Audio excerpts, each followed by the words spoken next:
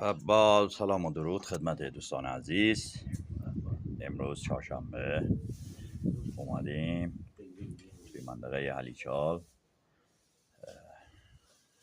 ما بین گدوک و ورسک. الان میبینید اینم مه صبحگاهی. بعد هوا امروز آقایون امروز چندمه؟ 11. امروز 11 مرداد ماه. اینم هوای اینجا. اومدیم خیلی هوا لذت بخشه. دیشب اومدیم ساعت 11 شب رسیدیم. بعد الان اومدیم ساعت 8:30 صبح. دوستان اومدن اینجا الان صبحونه. آقای محمد آقا خوبی؟ آقای محمد آقای قدیر